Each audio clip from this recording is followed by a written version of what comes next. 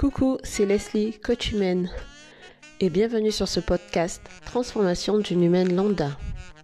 Ce que j'aime, trouver l'unique dans les extras de l'ordinaire des gens. Et aujourd'hui, je vous partage un nouvel épisode. Alors, n'hésitez pas à vous abonner et à partager ce podcast, et je vous dis à très bientôt.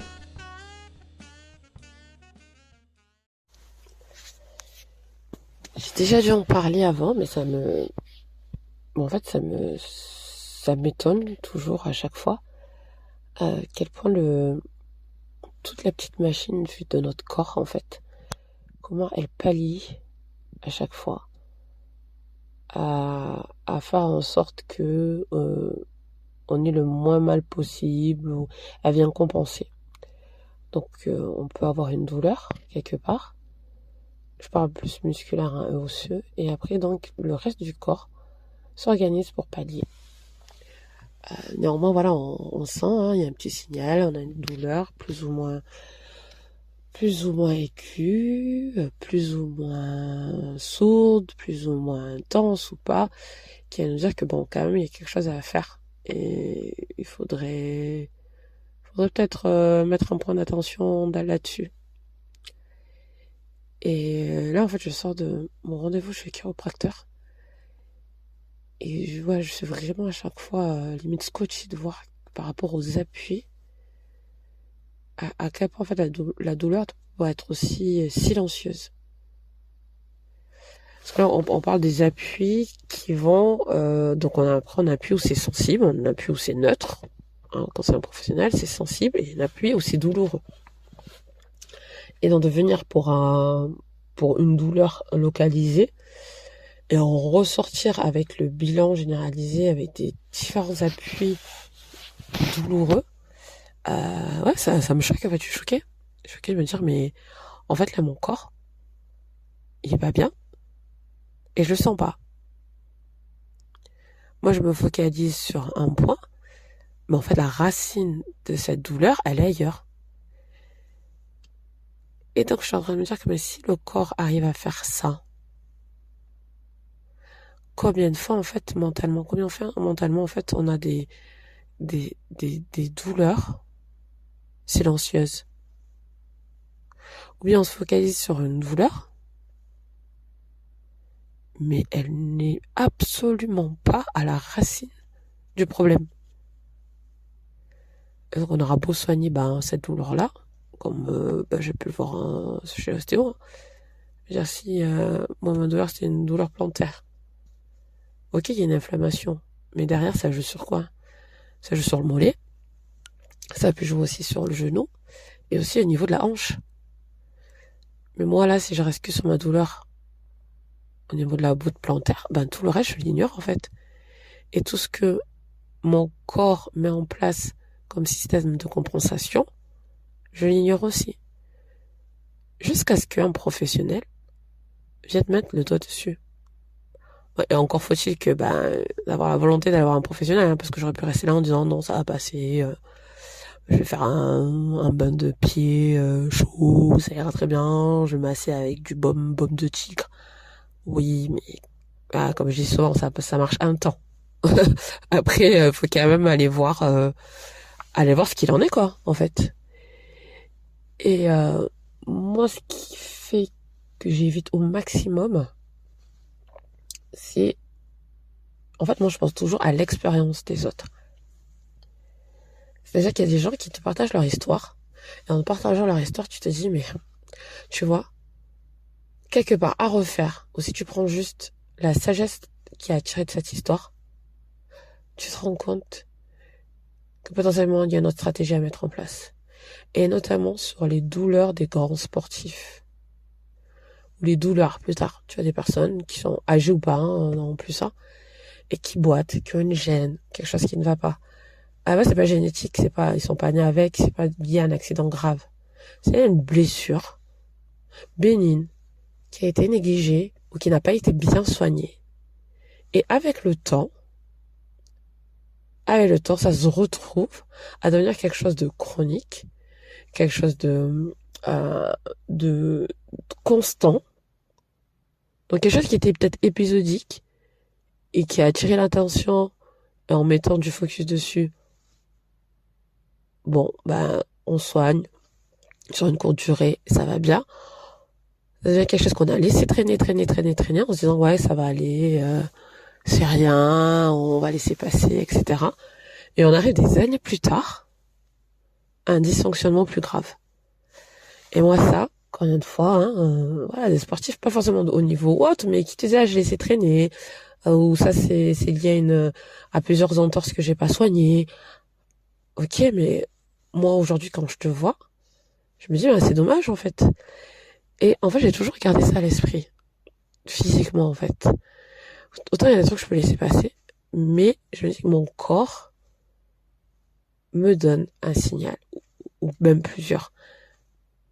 À moi de les écouter, même si j'ai la flemme, même si j'ai pas envie, même si prendre des rendez-vous c'est chiant sur le moment ou quoi, même si par exemple si on est sur du paramédical, j'ai peut-être pas les sous sur le moment, mais à un moment donné je dis stop, en fait stop, parce que moi je suis pas du genre à aller au-delà de la douleur. Non, t'as une douleur quelque part, qu'est-ce que ça te dit, en fait? Qu'est-ce que ça te dit? C'est comme, je sais pas, ça stresserait les gens, en fait, d'avoir un clignotant au niveau de la voiture. Un bip tout le temps, le même, qui revient là, qui est là, qui revient, qui est là, et on sait pas d'où ça vient.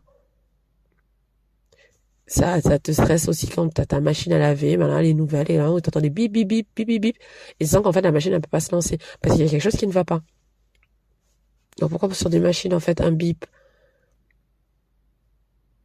on prend plus attention que par rapport à notre corps. Et là, c'est vraiment, pour revenir encore à ma séance, et malgré tout ça, je suis vraiment encore super étonnée de sentir que malgré tout ça, t'as des douleurs silencieuses. Parce que s'il n'y avait pas eu le point spécifique d'appui, et c'est pas juste pour chercher à déverrouiller quelque chose ou quoi, c'est un point de vérification. Et là, tu vois, ok, côté gauche, côté droit, c'est pas du tout la même chose. Là, c'est sensible. Là, c'est même un peu douloureux, finalement, quand on appuie. Ok. Donc, du coup, combien de choses j'ignore encore et qui peut être douloureux.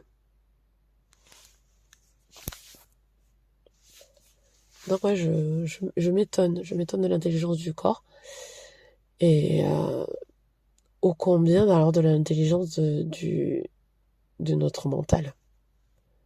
Du coup, ce qu'on perçoit comme étant vrai, ce qu'on vient aussi encore stocker dans notre corps. Ouais. Combien de douleurs silencieuses encore avant nous. Merci pour l'écoute et rendez-vous au prochain épisode. À bientôt.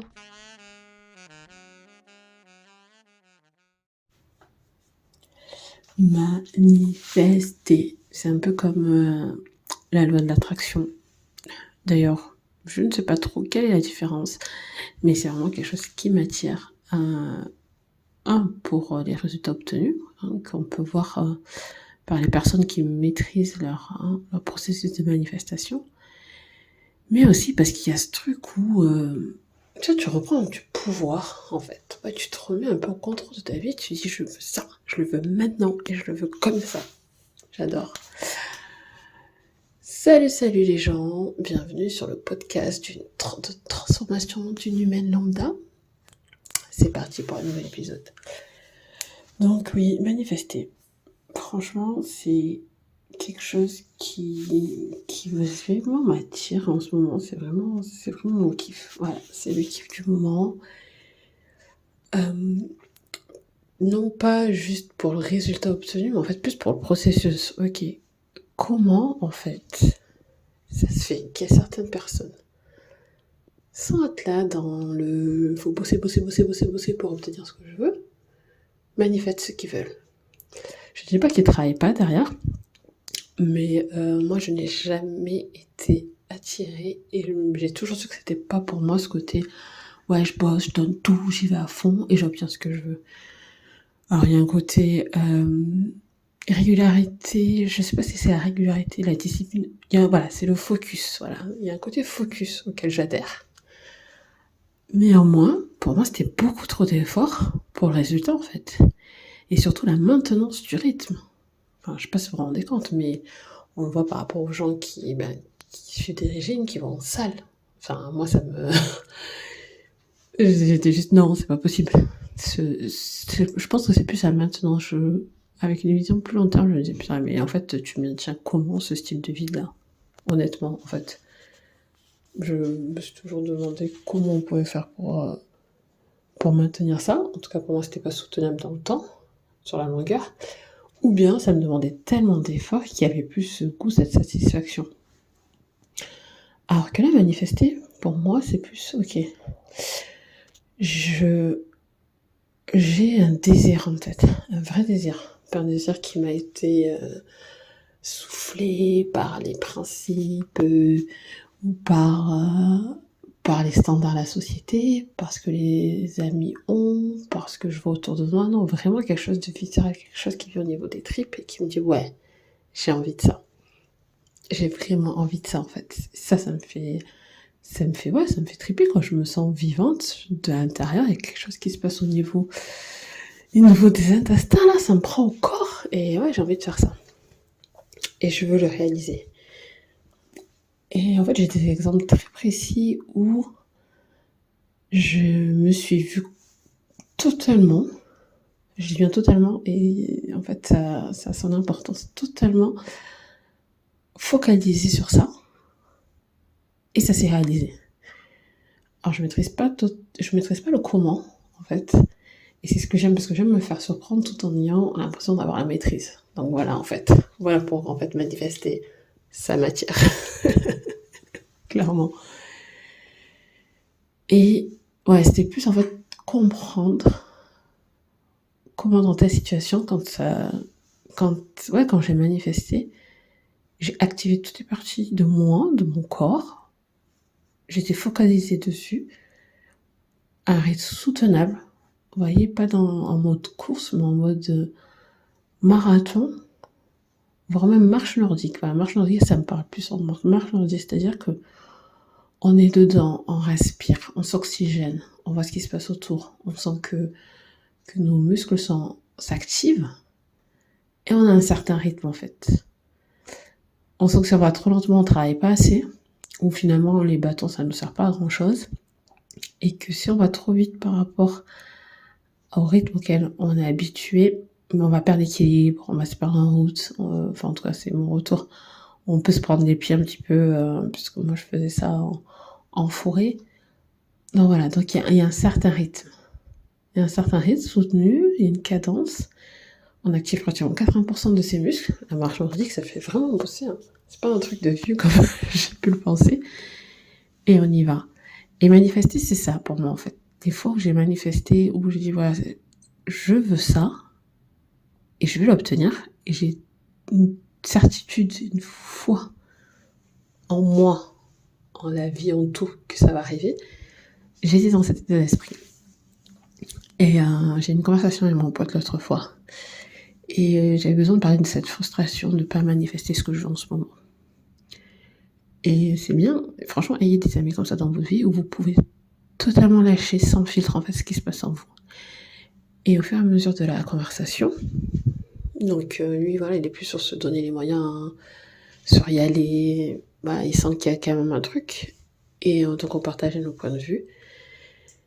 Et là en fait je lui parlais d'un objectif, je me suis dit mais en fait, si je suis honnête avec moi dès le départ, il y a un truc qui m'a fait tilt en fait. Il y a une partie de moi qui n'était pas ok pour que ça se réalise dans le timing, dans la logistique de ce qui devait se mettre en place. Et ça, en fait, je l'ai tué, en fait. J'ai pas écouté ce truc-là. Pour moi, en fait, l'objectif était plus beau, l'intention était plus belle. Donc, je voulais pas, en fait, écouter cette partie de moi. Et c'est avec le recul, en discutant avec mon pote, que je me suis rendu compte, en fait, c'était pas toutes les parties qui étaient activées. Donc, le focus n'était pas à 100%. Et ouais, j'ai commencé finalement à me remémorer pourquoi, en fait, certaines fois, c'est pas arrivé ce que je voulais. Mais parce que, si je suis honnête et que je prends du recul, il y a une partie de moi, voire plusieurs, parce qu'en fait je sais même pas combien on est là, qui était pas ok, pour embarquer comme ça. Et parce que je dis en fait, je sens que je suis proche de comprendre mon fonctionnement en fait sur la manifestation, mais je comprends, il y a un truc qui bloque en fait. Et je lui disais, un peu comme l'image on voit de la personne qui creuse pour avoir le diamant, qui a quelques mètres de pouvoir le toucher. J'ai dit, mais moi, il est hors de question que je me fasse avoir. Moi, je retourne pas dans la galerie en marche arrière. Hein. Moi, je le sens qu'il a le diamant. Et je vais l'atteindre. Je vais l'atteindre. C'est sûr. C'est obligé que je l'atteigne. Et j'ai dit, bah, il me manque ce petit truc-là, en fait. Et ouais, j'en suis venue, en fait, à cette conclusion. Que toutes les parties de moi n'étaient pas complètement dedans. Et que, dès le début, je l'ai su. Dès que j'ai émis le sou, dès que je l'ai formulé d'une certaine manière, il y a quelque chose il y a une partie de moi qui dit non, en fait, je crois pas. Ou c'est pas le bon moment. Ou pas comme ça. Et ouais, je trouve ça super intéressant. Et je me dis, je me demande combien de fois dans ma vie, en fait, j'ai su que c'était pas ça, que c'était pas pour moi, que c'était pas le bon moment pour moi, et que je me suis pas écoutée. Plusieurs fois. plusieurs fois. Mais je pense que je me suis beaucoup plus écoutée dans les relations. Dans les relations, je ne sais pas pourquoi, peut-être pour plus me préserver, et parce que je ne sais pas être dans une relation à 50%, 60%, je ne sais pas faire. Et quand je sais que je vais être à 100%, j'ai besoin d'avoir une certitude, au moins au départ, en fait. Et je pense qu'en fait, quand je suis parce que je me suis déjà engagée dans une relation amicale ou sentimentale où je n'étais pas à 100%, parce qu'en fait, d'entrée de jeu, je savais que ça n'avait pas d'avenir. En fait, d'entrée de jeu, je savais que ouais, non, mais là, c'est pas possible. Et étonnamment, là, j'étais lucide face à moi-même, en me disant, je me souviens très bien d'un gars. Je me souviens très bien, franchement, il me plaisait trop. Il me plaisait trop et tout. Et en fait, il y a une fois qu'il me disait, mais Leslie, lui, tu vas jamais pouvoir le présenter. Non, c'est pas ça. La vraie question que je me posais, c'est, est-ce que tu te vois le présenter, genre à ta mère ou à ton oncle? Et la réponse était non. À chaque fois, c'était un non, mais c'était un non clair. Donc voilà, donc je me suis amusée, voilà, j'étais dans le truc. J'étais vraiment dans le truc en plus, hein. Ça a pas marché, mais quelque part, il y a une partie de moi qui dit, mais de toute façon, ça n'allait pas marcher en fait. Ça n'allait pas marcher, t'as voulu écouter une partie de ton cœur romantique, non, ça va le faire, il est trop bien, il est mignon, machin couffin, mais en fait, il y a cette alors c'est part gardienne, c'est comme ça qu'elle appelle ça, Clarisse Libellé, nos parts gardiennes. Moi, j'appelais plus un peu le mode alerte, en fait, le côté, on fait pas n'importe quoi avec ses sentiments, avec son cœur, voilà quoi. Mon garde-fou, voilà. Moi, j'appelle ça mes garde-fous, qui disaient, mais non, en fait, on est pas d'accord et ça n'arrivera pas. Et là, j'étais beaucoup plus au fait et lucide sur ce qui se passait. Les domaines où je m'écoute beaucoup moins, au travail, je m'écoutais beaucoup moins au travail, clairement. Mais j'ai appris à m'écouter et maintenant, c'était plus en fait mettre la forme pour le dire.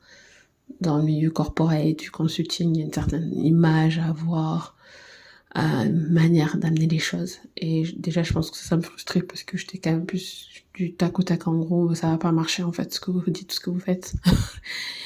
Et je l'ai un peu appris à mes dépens d'augmentation salariale et compagnie, où on m'a ressorti des trucs. J'ai fait bon, ok, d'accord. Je me suis dit, écoute, tu es dans le jeu du salariat, tu es dans le jeu du corporate, je joue avec les règles du jeu. Néanmoins, je joue avec les règles du jeu. Avec les années, je me suis dit, je joue avec les règles du jeu sans me compromettre. Et donc, j'ai appris à mettre les formes et C'est pas que j'ai appris à mettre les formes, j'ai appris à dire avec les règles du jeu ce que je pensais. Donc là, aujourd'hui, quand je le sens pas, idem. Garde-fou dit, on le sent pas. Cette mission, on le sent pas. Ce client, on le sent pas. Cette manière de faire, on le sent pas. Et aujourd'hui, j'exprime. Et donc là, je me rends compte que c'est très bien pour me préserver de quelque chose qui ne me correspond pas. Mais qu'aujourd'hui, dans l'établissement de ce que j'ai envie de faire, la notion de rêver grand, déjà rêver grand, je pense qu'en fait, ça me parle pas. C'est pas rêver grand, en fait. C'est rêver la version de moi, en fait.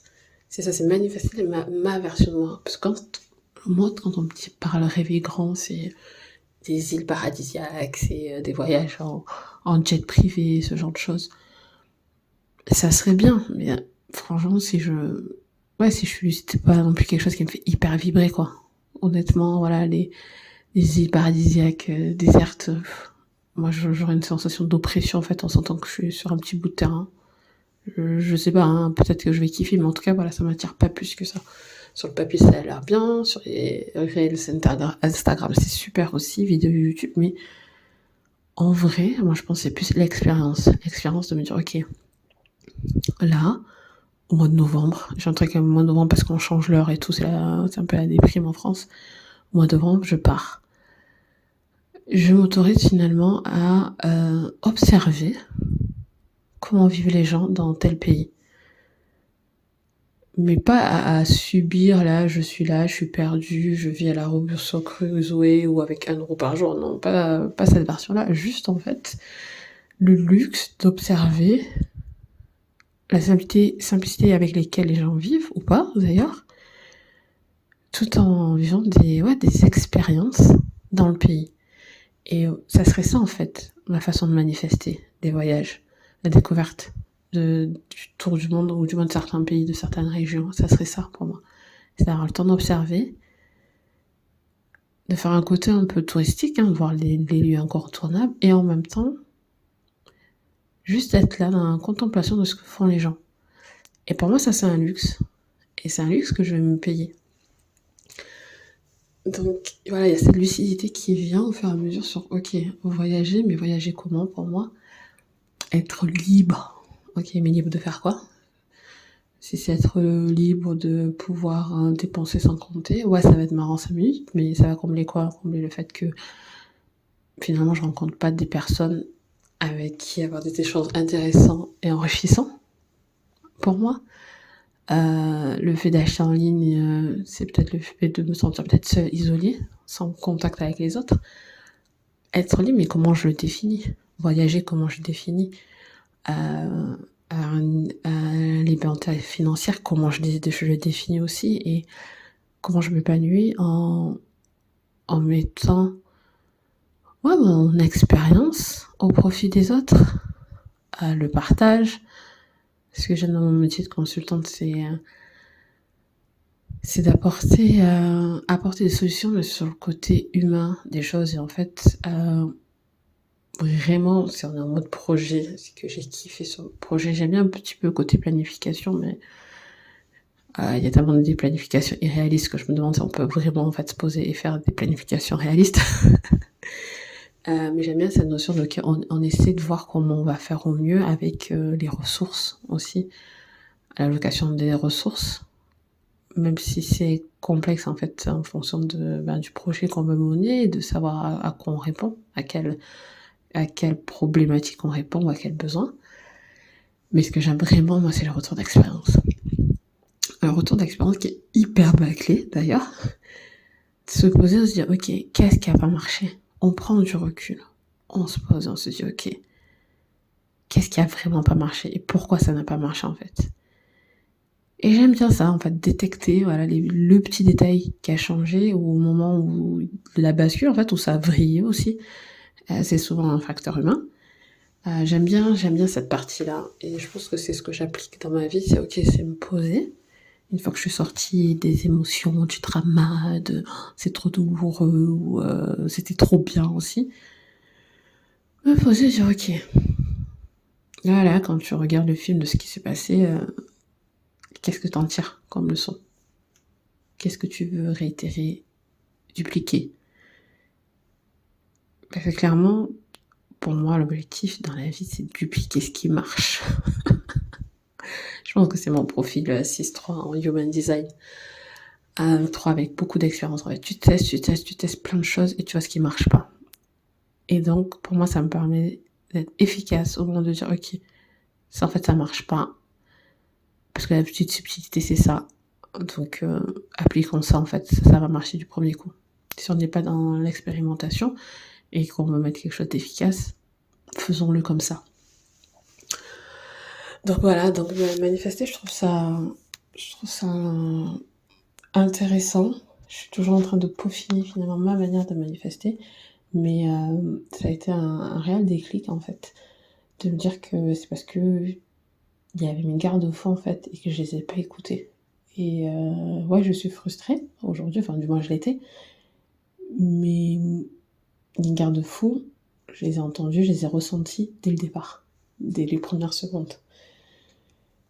Donc maintenant que je sais ça, comment en fait enfin c'est pas comment, c'est comment je m'amuse à manifester les prochaines choses dans ma vie.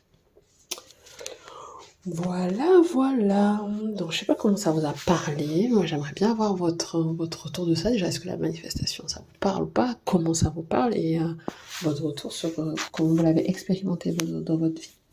N'hésitez pas à vous abonner, surtout au podcast, pour avoir les notifications des prochains épisodes. À très bientôt.